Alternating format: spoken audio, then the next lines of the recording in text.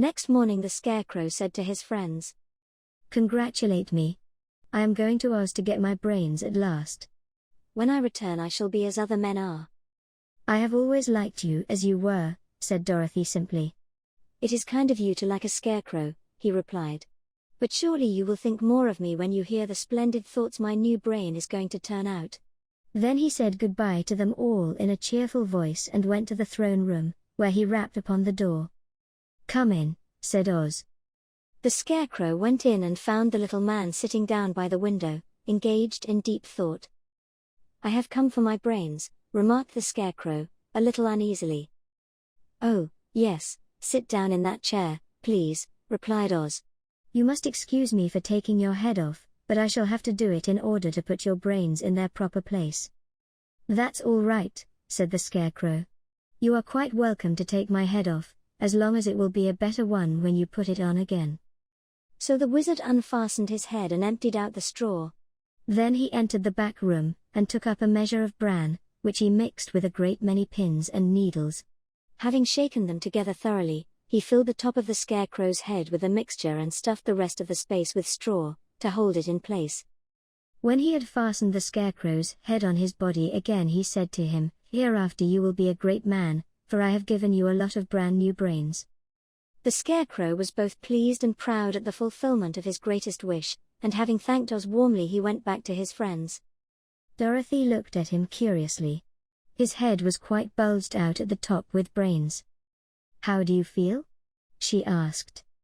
"I feel wise indeed," he answered earnestly. "When I get used to my brains I shall know everything." "Why are those needles and pins sticking out of your head?"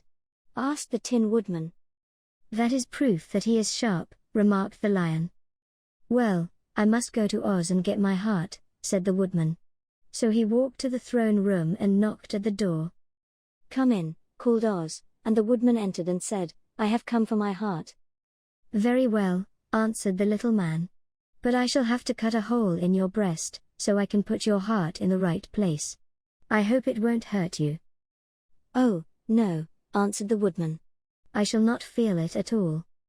So Oz brought a pair of tinsmith's shears and cut a small, square hole in the left side of the Tin Woodman's breast. Then, going to a chest of drawers, he took out a pretty heart, made entirely of silk and stuffed with sawdust. "Isn't it a beauty?" he asked. "It is, indeed," replied the Woodman, who was greatly pleased. "But is it a kind heart?" "Oh, very," answered Oz. He put the heart in the Woodman's breast and then replaced the square of tin, soldering it neatly together where it had been cut. "There," said he, "now you have a heart that any man might be proud of." "I'm sorry I had to put a patch on your breast, but it really couldn't be helped." "Never mind the patch," exclaimed the happy Woodman. "I am very grateful to you, and shall never forget your kindness." "Don't speak of it," replied Oz. Then the Tin Woodman went back to his friends, who wished him every joy on account of his good fortune. The Lion now walked to the throne room and knocked at the door. "Come in," said Oz.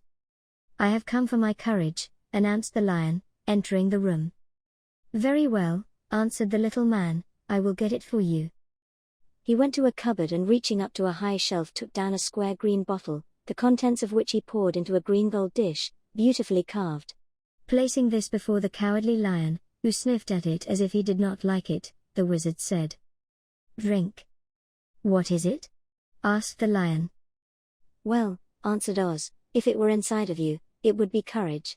You know, of course, that courage is always inside one, so that this really cannot be called courage until you have swallowed it.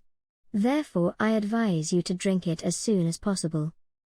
The Lion hesitated no longer, but drank till the dish was empty. "How do you feel now?" asked Oz. "Full of courage," replied the Lion, who went joyfully back to his friends to tell them of his good fortune. Oz, left to himself, smiled to think of his success in giving the Scarecrow and the Tin Woodman and the Lion exactly what they thought they wanted. "How can I help being a humbug," he said, "when all these people make me do things that everybody knows can't be done?" It was easy to make the Scarecrow and the Lion and the Woodman happy, because they imagined I could do anything. But it will take more than imagination to carry Dorothy back to Kansas, and I'm sure I don't know how it can be done.